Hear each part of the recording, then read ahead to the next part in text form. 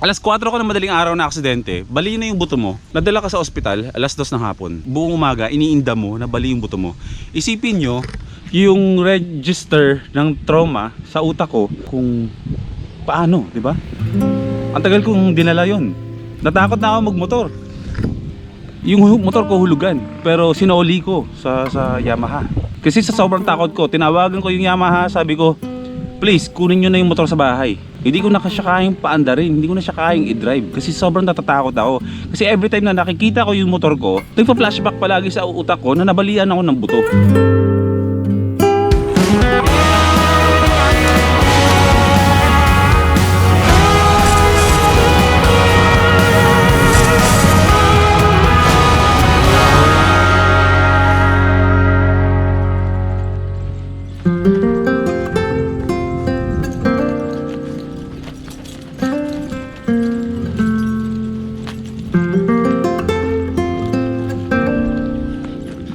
Welcome to Banawe, Ifugao.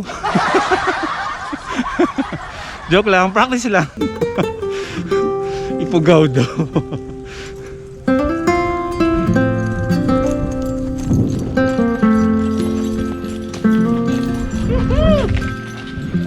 Parang ang daming pinutol na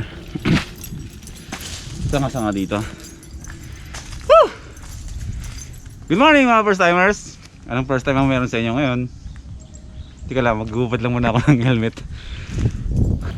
Okay, bago ang lahat mga first timers, shoutout ko muna yung The City Streetwear para dito sa napaka-comfy at malambot na mask na binigay nila sa atin.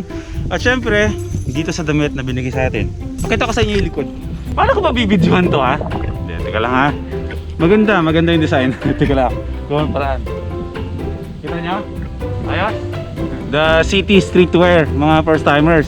Okay, nasa kalagitnaan naman tayo ng palayan, kaya safe tayo dito. Tatanggal muna ako ng mask ha. Hi, grabe! Ang sarap ng buhay. In English, life is good. Tagline natin yan. Pero hindi ibig sabihin na life is good tuwing gumaganon-ganon ako. Hindi ibig sabihin ng mga first timers is every day is a good day. Tulad din ako ng iba, tulad din ako ninyo, na may mga pinagdadaanan sa buhay, may kabigatan sa buhay. Pero dapat nga, life is good always. Kahit na hindi ka okay, sabihin mo palagi yung life is good. Life is good to attract the positivity na maging okay yung araw mo. At kung hindi man maganda yung takbo ng buhay mo, life is good pa rin para yung negativity na nangyayari sa'yo pabaliktad at masasabi mo na talagang life is good. Nasabi ko ba na maayos? Parang hindi. Basta life is good, okay? Lagi yung tatandaan yan. Chakra. Ito yung ginagamit ng mga tao sa ibang bansa, mostly sa mga surfers, mga taong dagat. Lagi sila nakaganyan. Alam nyo kung bakit? Kasi para sa kanila, chill lang tayo palagi. Chakra. Okay? Or tinatawag na hang loose. Kaya ako gumaganyan palagi is to attract na dapat life is good lang tayo, chill lang tayo palagi sa life. Okay, dito ko sinimulan yung vlog ko. Alam nyo kung bakit? Simulan agad natin sa very inspiring na topic ngayong araw na ito mga first timers. Hindi ako nagiging negative, pero gusto ko i-inspire. Lahat ng tao may trauma. Huwag nyo sasabihin sa akin na wala kayong trauma, wala kayong kinakatakutan, wala kayong mga past na hindi nyo nagustuhan, na hanggang ngayon ay tumatatak dyan sa mga puso at isipan nyo, at isa yung hadlang para makamit o marating o gawin mo yung mga bagay na gusto mong gawin. Bakit? Ba't di mo magawa? Ha? Bakit hindi mo magawa? Bakit hindi mo magawa? Kasi sigurado ako na merong isang bagay na humahadlang dyan sa puso at isipan mo. Kahit matagal na nangyayari sa'yo, andyan pa rin, nakatak sa puso't isipan mo. Yun ang tinatawag na trauma. Okay, marami ako nun. Kolektor ako ng trauma sa buhay. Pero hindi na ngayon. Okay na ako ngayon. Marami akong pinagdaanan. Marami akong hindi magagandang karanasan sa buhay. Okay? Marami akong mga traumatic experiences. For example, dito muna tayo to. Teka lang, dito lang muna tayo dito sa malilim na favorite place ko na to. Okay, pangalawang place ko na paborito. Alam niyo kung bakit? Mamaya malalaman niyo na ako kung bakit wala na ako dun lagi sa Aratiles. Okay. Saan ba tayo? Ito, yung mga bagay nga, for example, isang trauma na meron ako, yung pagmumotor. Kasi dati, na naka Mio Sporty pa ako, na-aksidente ako at nabalian ako ng buto dito. Ayan o, tignan nyo. Nakausli yan hanggang ngayon mga first timers. Hindi yan na operahan. Kasi sabi ng doktor, model daw ba ako? Sabi ko, anong klaseng model? Ba't model? Kasi yung mga model pala, pag nababalian ng mga collarbone, ina-operahan pala yan, dinudugtong. Nung time na yun na sinabi sa akin ng doktor, humarap ako sa salamin. Tinignan ko kung model ba talaga. Hindi. Tinignan ko kung model ba ako o may future ba ako sa magiging model. Sabi ko mukhang wala. So ayun yung nangyari. Sabi ko, Dok, hindi na ako magpapa-opera. So sabi ko sa doktor, Dok, magkano ba yung pa-opera? So umabot, sabi niya, aabot ko ng mga 60 to 70,000. Wala naman akong pera pa nun. So sabi ko, wala po akong pera, Dok, na ganong kahalaga para sa operasyon. So sabi niya, kung okay lang sa'yo, mag-heal naman yan. Pero may usli-usling bukol. May nakabukol dyan at hindi mo na ibabalik sa dati. Pero magdudugtong. So isipin nyo, yung trauma, alas 4 ko na madaling araw na aksidente, bali na yung buto mo. Nadala ka sa ospital, alas 2 ng hapon. At maghapon, buong umaga, iniinda mo na bali yung buto mo. Isipin nyo, yung register ng trauma sa utak ko, kung paano, di ba? Ang tagal kong dinala yon. Natakot na ako magmotor. Yung motor ko hulugan, pero sinoli ko sa Yamaha. Kaya hindi ko alam kung ma-approve pa ba ako kumuha ng motor nito kasi sinoli ko yung motor eh. Kasi sa sobrang takot ko, tinawagan ko yung Yamaha, sabi ko, please, kunin nyo na yung motor sa bahay. Hindi ko na siya kayang paandarin, hindi ko na siya kayang i-drive kasi sobrang natatakot ako. Kasi every time na nakikita ko yung motor ko, nagpa-flashback palagi sa utak ko na nabalian ako ng buto. At naramdam ko yung pag-crack ng buto dito sa collarbone ko. Pero ngayon, di ba pansin nyo kung bakit nakakapagmotor na ako? It's just because mga first timers, you have to face your fear. Okay? For you to move on.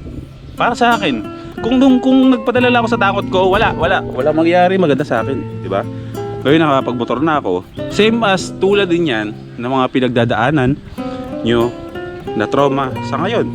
Yun ang topic natin ngayon. Paano ka makakapag-move on kung dala-dala mo yan hanggang ngayon?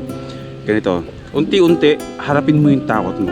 Unti-unti balikan mo yung mga bagay na nagbibigay na takot sa'yo, harapin nyo. Okay? Tulad ngayon, ano ang purpose kung bakit nandito ako ngayon sa isla na to? Marami na nangyari dito. Nagpakain na tayo ng mga farmers dito. Tinatambayan to namin ni Hana. Lahat ng mga kaibigan ko, pupunta ako dito. And then one day, natakot na akong bumalik ulit dito sa lugar na to. Alam niyo kung bakit? Sa area na to, dito nag-crash ng matindi yung drone ko. Grabe, nag-crash yung drone ko mga first time. Bro, kailangan tulong. Please. Buhay mga first timers yung drone ko. Kaya hanggat buhay, mahanap natin. At kung magtatanong kayo, anong ginagawa ko dito? Today, gusto ko nang makalet go sa trauma na binigay sa akin ng lugar na to. Ngayong araw na to, kahit na kinikilabutan ako at kinakabahan ako, dito sa lugar na to, kung saan ako nagpalipad ng drone dati, nung nag-crash siya dun sa kabilang barangay, ay magpapalipad ulit tayo dito ng drone na kahit kinakabahan ako, haharapin ko. It's time to let go sa trauma na yan, okay? Tulungan natin yung sarili natin mga first time. Ang dami kong dinaldal, pero totoo yan, real talk yung mga first timers. So, palipad na tayo ng drone. Pag nakapalipad yan, aalis tayo dito na wala ng trauma sa lugar na ito. Kaya kung napapansin nyo, ang baba ko magpalipad ng drone ngayon. Dahil dun. Kasi kung napapanood yung mga vlogs ko dati, walang hiya ako magpalipad ng drone. Wala akong takot, pero after nung crash na yun, Diyos ko, nanginginig-ginig, pinagpapawisan ako ng malamig. Yung trauma na yan, kailangan yan mapalitan ng tapang. At tipong magpapasalamat ka sa trauma kasi ang lakas mo ngayon.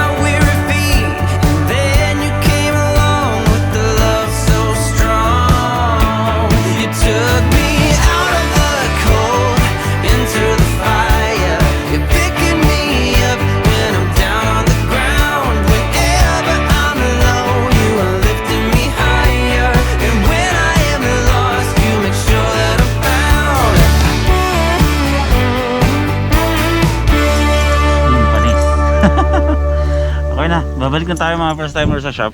Bibili lang ako ng lunch namin dun. Bantay-bantay muna tayo ngayong araw na to. Kasi mamaya may papanoorin kayo. Yung birthday celebration ko, nakasama ko sila Norris dyan. Ayun, nag-celebrate kami ng birthday ko nung 24 ng gabi. So mamaya dito tuloy yan. Biyahe muna tayo, maghahanap muna tayo ng pwede natin kainin. Kasi alas 12 na ng tanghali. Breakfast, wala pa. Kape meron. So, ayan, goods na tayo sa lugar na to. Okay na ako. Sana kayo okay din. Kuya, makikiraan lang. Para saan yan? Pang hulit means pang tayo. Takti, teka nga. Magkiwas ako dun Pang hulit. Pang hulit. Okay, sample lang ko kayo Ngayon lang ako nakita ng ganito Kunwari, doon. Nililipat, pang lipat. Walang tanim, nalagyan. Takti solid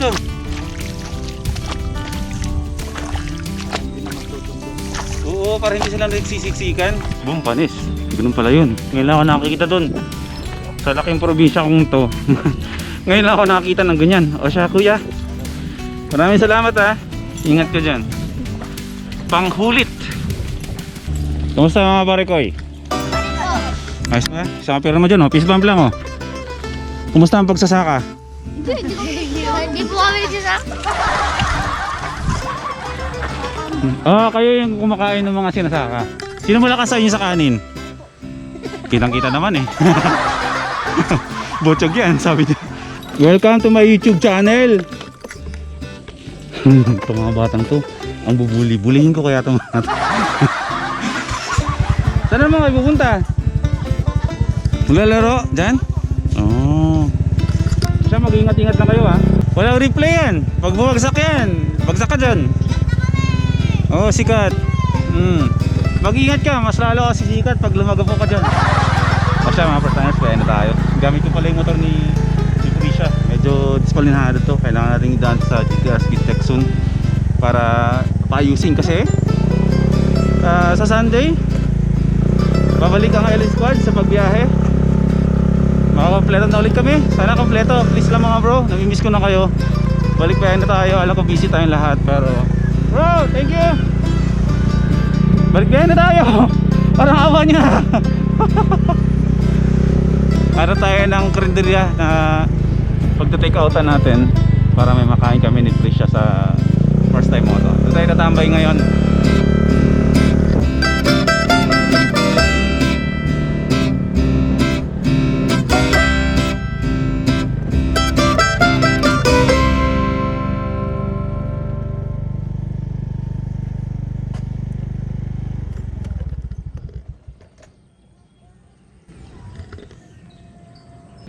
Kung matagal ka na nanonood ng mga vlogs ko, napakarami nating pinag-usapan.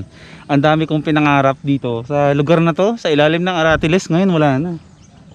Pero okay lang yan. Nawala man yung Aratiles, nawala man yung lilim dito, yung favorite na puno ng Aratiles ko.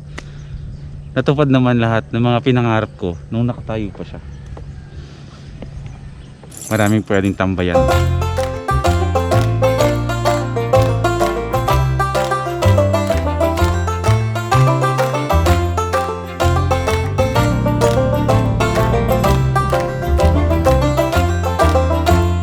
Shoutout sa mga taga Food Panda. Ang dami na bumabati sa atin. Gusto ko kayo isama sa vlog ko Kaso naka-off yung camera ko Huwag nyo kasi akong batiin na hindi ako nag-vlog. Kapag nag-vlog ako, doon nyo ako batiin para makasama ako sa vlog ko. Ang hirap kuminto Yung motor ni Prisha may sariling utak yung yung gasolina Nagsastaka pa yung kable. Nag-minor ka na, umaandar pa rin. Kaya yung Aerox ko muna, si Madonna muna yung ginagamit niya para safe siya. Kapag safe siya, ako yung hindi safe sa motor niya.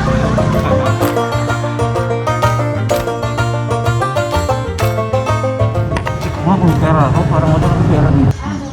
Yan, meron naman. Nay, pabili po. Sarap po. Ano po yung mga nyo? Pabili po ng Bicol Express. Ano po yun, Nay? Ay, tilapia. Ay, isa pong dinuguan. Dinuguan na lang po, favorite ko yan. Tsaka Bicol Express. Tsaka 3 kanin. Siyempre siya yung 2.